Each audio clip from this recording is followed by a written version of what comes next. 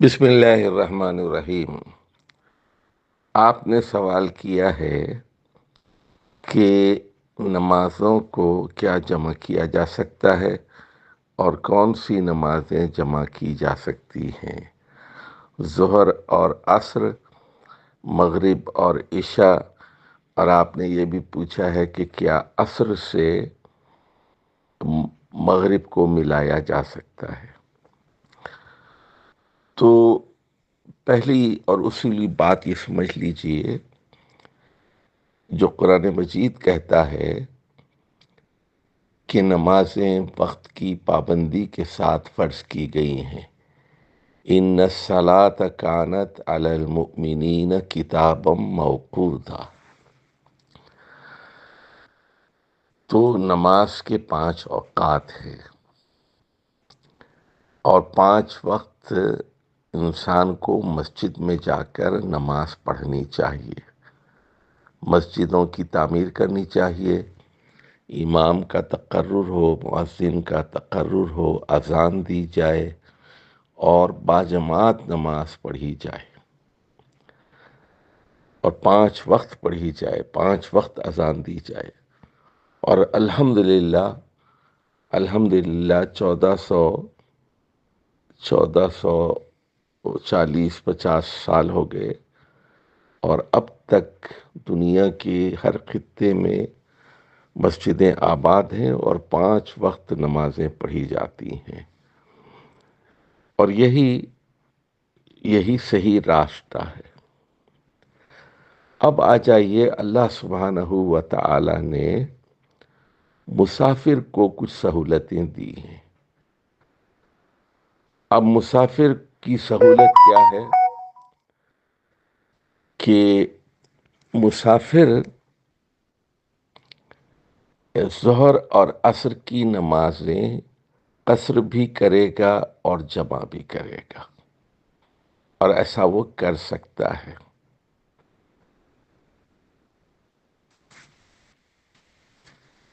یعنی ظہر اور عصر کو ملا کر پڑھ سکتا ہے، 2 رکعت ظہر پڑھے گا اور 2 رکعت عصر پڑھے گا۔ مسافر ہے، آدھی نماز پڑھے گا، اور اسی طرح وہ مغرب اور عشاء کی نمازیں بھی ملا سکتا ہے۔ مسافر ہے تو 3 رکعت مغرب پڑھے گا اور اس کے بعد 2 رکعت عشاء کے پڑھے گا اور اس کے بعد وتر کی نماز ادا کرے گا۔ اب اس میں ایک اور سہولت بھی ہے، تقدیم بھی کی جا سکتی ہے، تاخیر بھی کی جا سکتی ہے۔ اس کا کیا مطلب ہے تقدیم اور تاخیر کا؟ یعنی ظہر کے وقت میں عصر بھی پڑھی جا سکتی ہے، یعنی 1 بجے آپ کریں، یہ دن کے 1 بجے 2 رکعت ظہر پڑھ لیں اور 2 رکعت عصر بھی ساتھ میں پڑھ لیں، یا تاخیر کی صورت میں فرض کیجئے 6 بجے مغرب ہو رہی ہے تو 4 بجے عصر کا وقت ہو گیا ہے، تو 4 ساڑھے 4 بجے آپ 2 رکعت ظہر پڑھ لیں، 2 رکعت عصر پڑھ لیں۔ ترتیب کا خیال رکھیں، پہلے ظہر پڑھی جائے گی پھر عصر، یعنی عصر کو ظہر کے وقت میں پہلے بھی پڑھا جا سکتا ہے ظہر کے ساتھ، اور ظہر کو عصر کے ساتھ تاخیر کر کے بھی پڑھا جا سکتا ہے۔ اور یہی چیز ہے کہ مغرب کے ساتھ ہی آپ وقت سے پہلے ہی، مغرب کے وقت ہی عشاء پڑھ لیں، یا پھر مغرب کو مؤخر کر کے 9-10 بجے کے قریب آپ اکٹھی مغرب اور عشاء پڑھ لیں، لیکن ترتیب کا خیال رکھیں، پہلے مغرب کی پڑھیں گے 3 رکعت، پھر عشاء کی 2 رکعت پڑھیں گے۔ تو یہ سہولت ہے مسافر کے لیے۔ اچھا، اب آ جائیے، کچھ خاص صورتیں ہوتی ہیں کہ مثال کے طور پر آپ راستے میں کہیں پھنس گئے، شہر کے اندر ہی پھنس گئے، آپ کو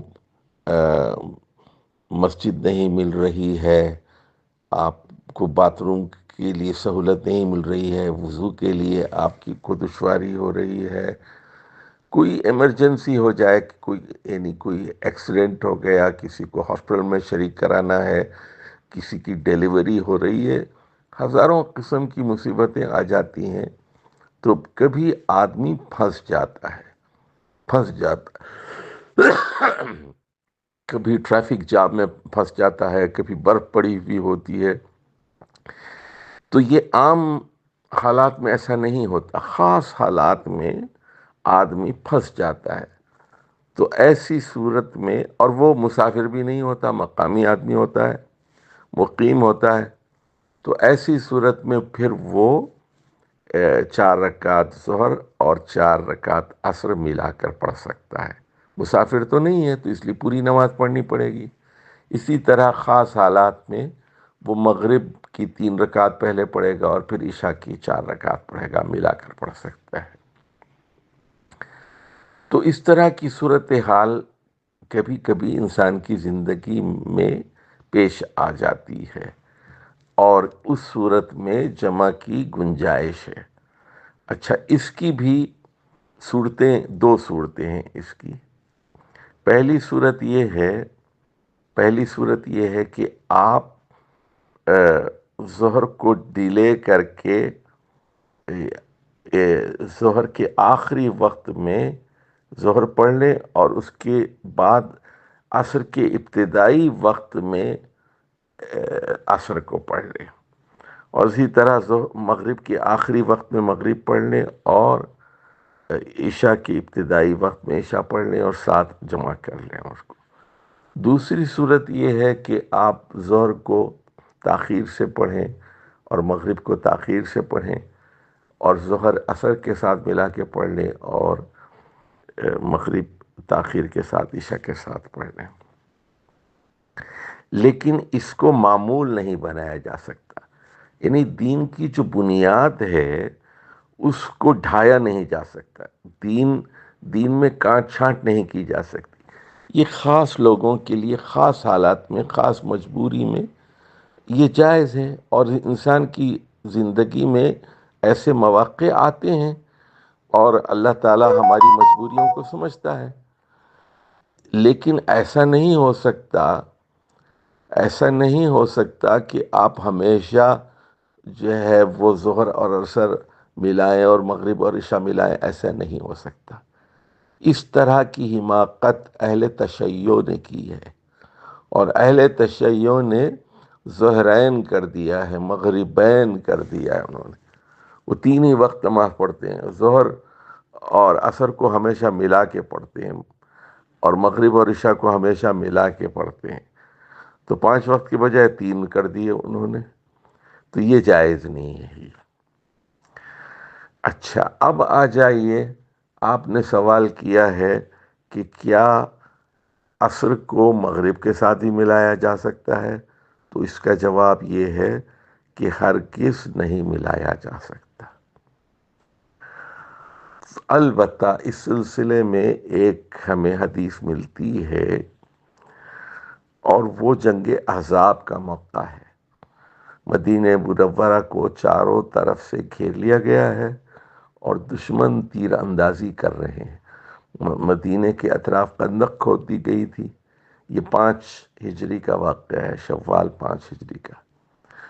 تو وہ یعنی تیروں کی بوچھاڑ تھی، اور اب مسلمان وہ عصر کی نماز نہیں پڑھ سکے، بلکہ خود رسول اللہ صلی اللہ علیہ وسلم عصر کی نماز نہیں پڑھ سکے، اور غروب آفتاب کے بعد کہیں جا کر تیر اندازی ختم ہوئی. تو پھر جو ہے رسول اللہ صلی اللہ علیہ وسلم نے وضو کیا، غروب آفتاب کے بعد پہلے 4 رکعت عصر کی نماز پڑھی، اور پھر اس کے بعد مغرب کی نماز پڑھی. تو اور اس کے بعد آپ نے مشرکین کے لیے بد دعا کی، اور کہا کہ مالا اللہ قبورہم نارا، اللہ تعالیٰ ان کی قبروں کو آگ سے بھر دے، انہوں نے ہمیں نماز سے روکا.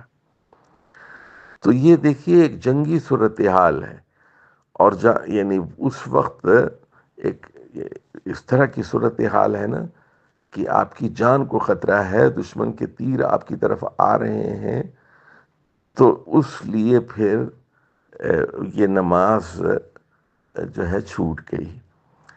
لیکن بہرحال وہ اس کا ثواب مکمل ملے گا ایک خاص حالات میں. تو لیکن اس کو عام حالات کے لیے نہیں ہے. یہ یوں سمجھ لیجئے کہ یہ فرض کیجئے کہ زلزلہ آ گیا، آپ نے عصر کی نماز نہیں پڑھی، زلزلہ آ گیا، بلڈنگ گر گئی. اب وہ آپ لوگوں کو بلڈنگ سے نکال رہے ہیں، بچا رہے ہیں، اور اس عرصے میں بھی اگر آپ 2 منٹ کے لیے رک کر 5 منٹ کے لیے رک کر عصر کی نماز پڑھ لیں تو بہتر ہے. لیکن انسانی جان کو بچانا بہت ضروری ہے. اور تو پھر یہ کہ آپ ایسی صورت میں بھی یہ عصر کو تھوڑا سا جو ہے ڈیلے کر سکتے ہیں. تو ناگہانی آفت آ جاتی ہے کسی وقت، تو لیکن اس وقت بھی آپ جب کام کر رہے ہیں، فرض کیجیے مریضوں کو اٹھا رہے ہیں، ان کی جان بچا رہے ہیں، ہاسپٹل لے جا رہے ہیں، اور ہزاروں لوگ ہیں آپ کے سامنے، ہر ایک کی زندگی قیمتی ہے، چھوٹے چھوٹے بچے بھی لگ رہے ہیں، اس صورت میں بھی آپ کیا کریں گے؟ اللہ کو یاد کریں گے. اللہ اکبر، سبحان اللہ، الحمدللہ، میں نے ابھی نماز نہیں پڑھی، یا اللہ مجھے معاف کر دینا، استغفر اللہ استغفر اللہ. یعنی یہ سارے کام کرتے ہوئے بھی اللہ کو یاد کرتے رہیں گے. یا اللہ مجھے معاف کر دے، میں ابھی پڑھتا ہوں، جیسے ہی یہ صورتحال میرے قابو میں آ جاتی ہے میں ابھی پڑھتا ہوں نماز.